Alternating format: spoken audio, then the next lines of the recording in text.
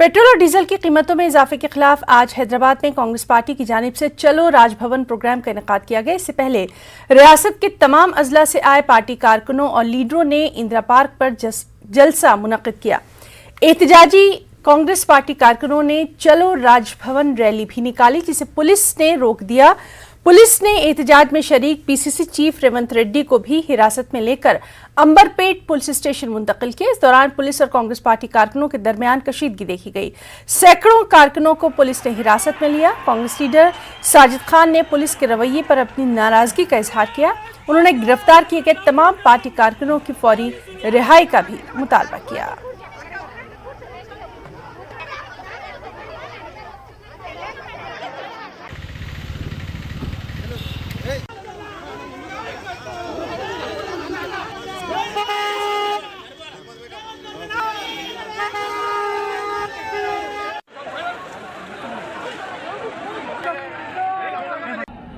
ये हिंदुस्तान है, यहाँ पर डेमोक्रेसी है।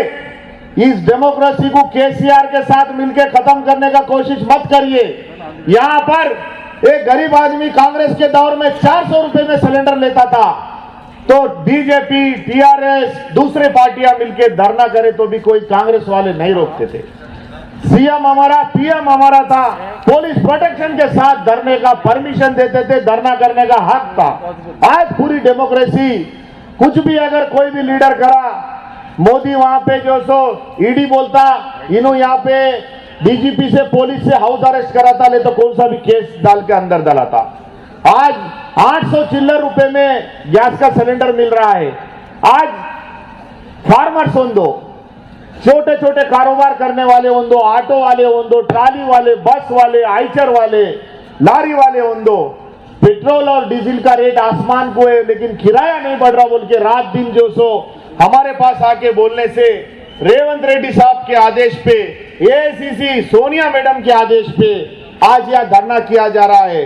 अगर पेट्रोल और डीजल और गैस पे टैक्स कम लिए और लोगों को रेट कम करे और इसको जीएसटी में लाए तो कई गरीब लोगों को फायदा होता, ट्रांसपोर्टेशन कम होता। इसी तरीके से जो लोग छोटे छोटे गाड़ियों पे अपना सामान बेच लेते, ऑटो वाले ऑटो चला लेते, ट्राली वाले जो सो माल लेके जाते, आइचर वाले ट्रांसपोर्टेशन करते, प्राइवेट बस वाले अपना किराया कम करते बोल के आज इस बड़े पैमाने पर कांग्रेस पार्टी की तरफ से धरना लगाए तो पुलिस वालों के जरिए जुल्म, ये पुलिस का जुल्म नहीं तो क्या है बोल के मैं डीजीपी साहब से सवाल करना चाहता हूं। नाज़रीन, जिस तरह से हमने आपको बताया कि कांग्रेस पार्टी की चलो राजभवन रैली को पुलिस ने रोक दिया, हालात कशीदा देखे गए, पुलिस की तरफ से रुकावटें खड़ी करी गई और ये कहा जा रहा है कि तेलंगाना में अब टीआरएस पार्टी बौखलाहट का शिकार हो गई है, खास तौर पर जब से रेवंत रेड्डी को पीसीसी चीफ बनाया गया है। इस वक्त टीआरएस पार्टी क्या वाकई में उसके पैरों तले जमीन खिसक गई है या फिर कांग्रेस को एक बेहतरीन मौका मिल गया है? इसी पूरे मामले पर हम बात करेंगे। हमारे साथ मौजूद हैं दो बहुत ही खास मेहमान, तेलंगाना कांग्रेस पार्टी के तर्जुमान डॉक्टर शुजात अली साहब और साथ ही साथ टीआरएस लीडर पीएल श्रीनिवास। अपने दोनों खास मेहमानों का हम बहुत इस्तकबाल करना चाहेंगे न्यूज़ 18 उर्दू में। और सबसे पहले हम शुजात अली साहब आपसे ही शुरू करना चाहेंगे। कांग्रेस के लिए ये एक बेहतरीन मौका है अपनी मौजूदगी को दर्ज कराने का और कहीं ना कहीं आज इसका नजारा भी देखने में आया।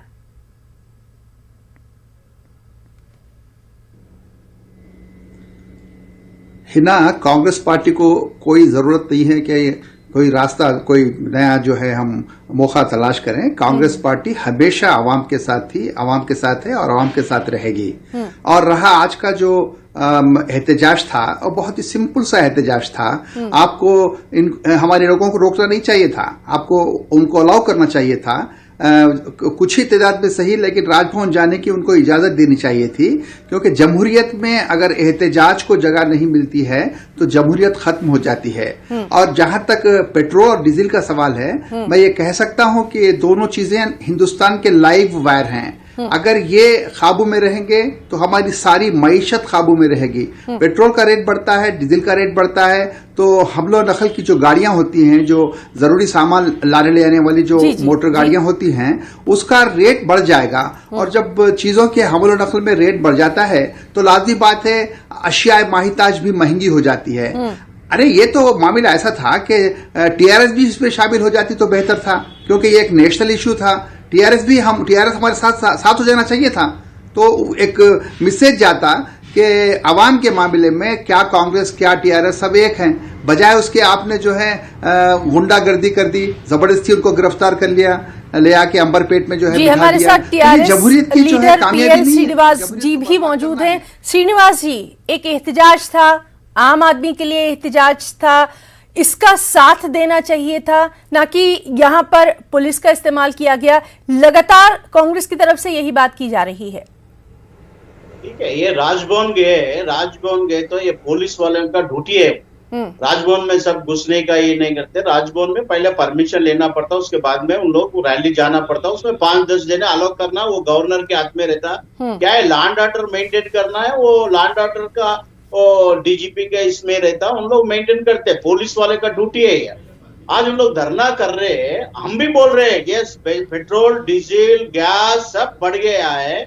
आज के दिन आप देख रहे हैं, आप बीजेपी आने के बाद आज के दिन इवन एसेंशियल कमोडिटीज हो सब बढ़ गया। हम भी बोल रहे हैं, इन लोग हमारे ऊपर आके टीआरएस के ऊपर बोल, टीआरएस है पब्लिक के मन धन जन जीत के वोट से श्रीनिवासी, लेकिन सेंटर लगातार ये कहता रहा है, मरकज से लगातार ये कहा जाता रहा है कि रियासतें भी अपने तौर पर कोशिश कर सकती हैं, क्योंकि बिलाखिर झेलना तो एक आम आदमी को पड़ रहा है। तो तेलंगाना में क्यों नहीं? जरूर कर रहे हैं। तेलंगाना में 7 साल में आज बहुत कुछ करे, आप जानते हैं। आज के दिन में 24 घंटे करंट दे रहे, लॉ एंड ऑर्डर अच्छा हो गया। आज के दिन हरेक इसमें रोड शो दो, हरेक कर रहे हैं। इन लोग बोलने का अलग बात है। आज पीसीसी का अध्यक्ष बोलता है, डेमोक्रेसी के बाद में बोलता है, आज 5 साल पब्लिक तेलंगाना के केसीआर साहब टीआरएस को इलेक्ट करके मुख्यमंत्री बनाए। इन्हों बोलता दीवार तोड़ के हम चाहते हैं। जी श्रीनिवास जी, जब चुनकर एक लीडर को लाए हैं तो अब ये आम आदमी का हक भी बनता है कि पेट्रोल जैसी चीज जिसके कीमतें लगातार आसमान छू रही हैं, कुछ तो किया जाए उनके लिए। सुनिए आप सुनिए, उन लोग क्या है, जरूर कांग्रेस पार्टी है, उन लोग पार्टी के बारे में बोल सकते, हम जीते तो हम कुछ कर सकते, बोल सकते, हम नहीं बोल रहे, उनका हक है। कांग्रेस पार्टी नेशनल पार्टी है, उसको हक है। मगर ऐसा है दीवार तोड़ के हम प्रगति भवन को तोड़ देंगे, ले लेंगे, कब्जा करेंगे। कब्जा करने का नहीं होता। लोगों का दिल ये करना चाहिए, उन लोगों को वोटों के बारे में उन वोट से लेना है, ये गुंडाइज्म करने का नहीं है। रेवंत रेड्डी क्या बात करते हैं, डेमोक्रेसी में रह के मैं वो तोड़ देता हूँ, ये तोड़ देता हूँ, खींच ले, तो ये बात नहीं है।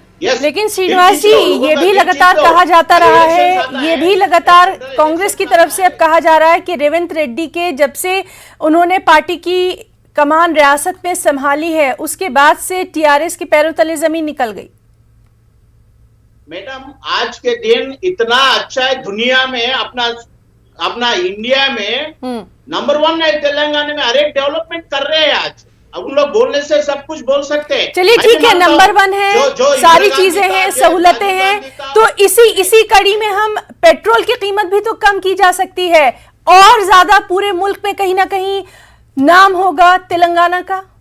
रेवंत रेड्डी साहब ऐसा बोलने से कुछ नहीं होता है। यस, आप जाइए, पदयात्रा करिए, लोगों पे जाके बोलिए, ये हम राजनीति में हम मुख्यमंत्री बने तो आपको ये क्या करेंगे, आप एक इसमें दे लो। आपके क्या है, बोलने का तरीका ठीक नहीं है। ये मैं फोड़ के शुजात अली साहब, ये वोट से लेना है, वोट डाले तो जीतता है, नहीं तो वोट की बात यहाँ पर आ रही है। यहाँ पर ये बात आ रही है कि अभी हुक्मरान पार्टी कौन है। लगातार हम भी देख रहे हैं कि रेवंत रेड्डी जिस तरह से अभी उनके आने के बाद कांग्रेस के कारकुन जो हैं वो लगातार सड़कों पर नजर आ रहे हैं। क्या ये सिलसिला आगे भी इसी तरह से जारी रहने वाला है, हुकूमत जो भी काम कर रही है उसको लेकर? तेलंगाना में मुख्यमंत्री क्या बोला है? शुजात अली साहब, आपसे जवाब चाहेंगे। देखिए, गवर्नमेंट चलती है परसेप्शन से। हाँ, मैं ये कह रहा था ही ना कि गवर्नमेंट चलती है परसेप्शन के एतबार से।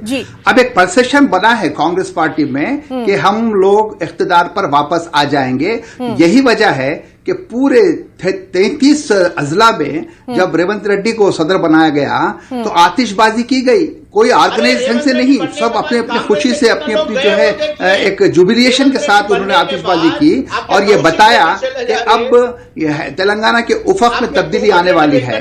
और आपने कहा कि बौखलाहट का शिकार है, बिल्कुल बौखलाहट का शिकार है। ये जो श्रीनिवास साहब हैं वो कह रहे हैं कि जबान कैसी है, तो आप अगर पीछे जाएं थोड़े दिन पहले केसीआर ने राहुल गांधी को बफून कहा था और हमारे सदर को बटलर कहते हैं। ये जमहूरियत है, ये इज्जत है, ये एहतराम है। ऐसे लोग जो लैंग्वेज पर भी जिनको काबू नहीं है वो दूसरों को सिखा रहे हैं। जमहूरियत में जोश और जो है ताकत अगर एक लीडर के साथ आती है लेकिन तो शुजात अली साहब, यहाँ पर श्रीनिवास जी ये भी बात कह रहे हैं कि हर बात करने का एक तरीका होता है। अगर घेराव करना ही था या राजभवन जाना ही था तो चंद लोगों का ग्रुप भी तो जा सकता था। श्रीनिवास जी, उनकी बात सुन लेते हैं। बनाने के बाद में श्रीनिवास जी, हाँ, तो पुलिस का काम था। पुलिस ये कहती है कि हम इतने लोगों को जाने नहीं देंगे, हम एक डेलीगेशन को ले आने देंगे। डेलीगेशन को ले आते, बजाय उसके आपने गिरफ्तार कर दिया, जमहूरियत का गला घोट दिया, जमहूरियत को बर्बाद कर दिया। अरे जमहूरियत की वजह से टीआरएस हुकूमत में आई है तो आप उसका गला घोट देंगे। पुलिस का काम था कि हाँ भाई हम इजाजत देंगे आपको, सिर्फ 5 आदमी जाएं, 10 आदमी जाएं, इस तरह से आप कन्विंस कर सकते थे। तो आपने वो नहीं किया। ठीक है। आपने वो नहीं किया। श्रीनिवास जी, आपसे जानना चाहेंगे जिस तरह से, ठीक है, कांग्रेस ने जो किया वो अलग बात है। एक आम आदमी यहाँ पर रियासत में भी महंगाई से परेशान है और सिर्फ पेट्रोल की कीमतें नहीं बल्कि रोजमर्रा की चीजें की कीमतें भी बढ़ रही हैं। क्या उसके लिए स्टेट लेवल पर कुछ नहीं किया जा सकता? श्रीनिवास जी, हाँ बोलिए मैडम। रियासत की क्या कुछ जिम्मेदारी है बढ़ती हुई कीमतों को रोकने के लिए? जरूर हम भी लड़ेंगे, हम भी ये करेंगे जितना हो सके। केसीआर साहब पूरा अच्छा कर रहे हैं, गरीबों के लिए ढूंढ रहे, रेगुलर मीटिंग्स लगा रहे।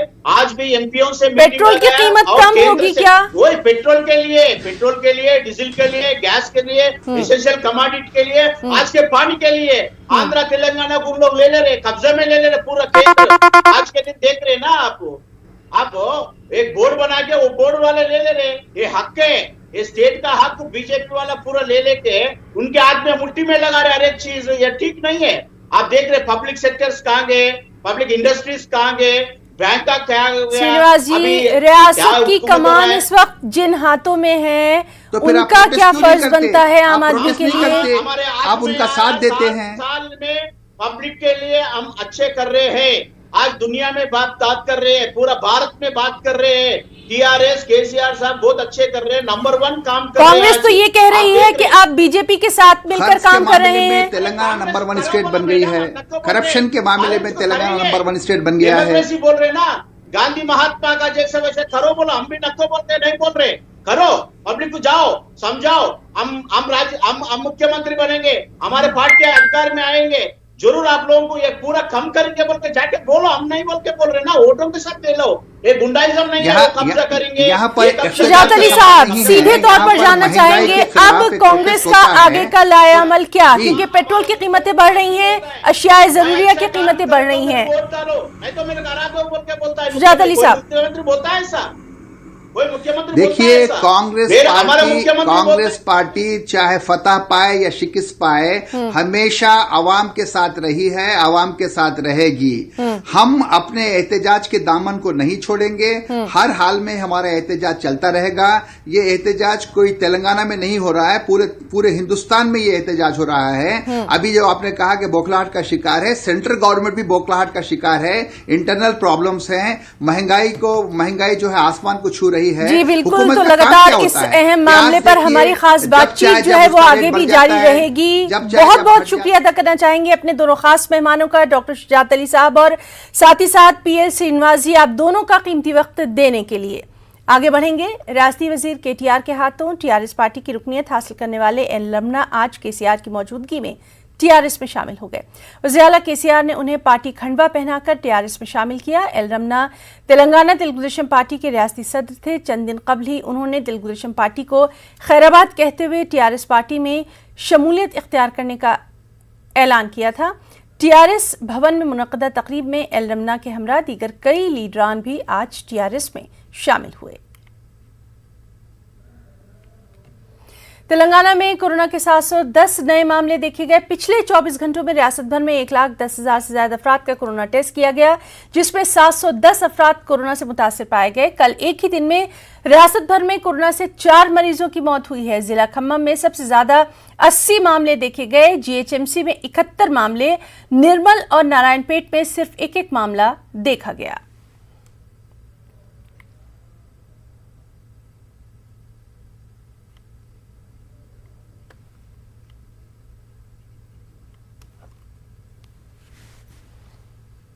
पता था कि ये जो ऐप बैन हुआ है, लोगों को बहुत सारे इंटरेस्ट है इस और हंगर है कि और कंटेंट कहाँ से आएगा। ये जो उन लोग यूज करते थे वो सब बैन हो गया, तो हमें लगा कि ये एक सही अपॉर्चुनिटी है। जो हमारा लर्निंग शेयर चैट पे था, how can we convert that into a Moj app, and we could easily do that because we already had invested so much in the user acquisition, in the content ecosystem and artificial intelligence, that Moj came launched almost in 48 hours.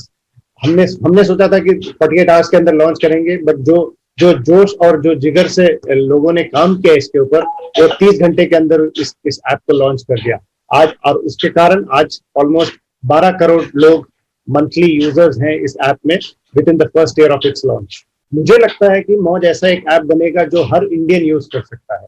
आज अगर हमारे internet population 600 million है, ये अगले 3-4 सालों में ये 1 billion लोगों के पास इंटरनेट पावर आ जाएगा। हमें लगता है कि हम इजीली ये हर इंडियन, हर 1 बिलियन लोगों को तक पहुंच सकते हैं। इसमें बड़े सेलिब्रिटीज भी आएंगे, इसमें मीडियम सेलिब्रिटीज भी आएंगे, इसमें इन्फ्लुएंसर्स भी आएंगे, इसमें हर ग्रासरूट लेवल के इंसान अपना एक टैलेंट दिखा सकता है। हमें लग रहा है कि हम एक सही ट्रैक्शन में जा रहे हैं।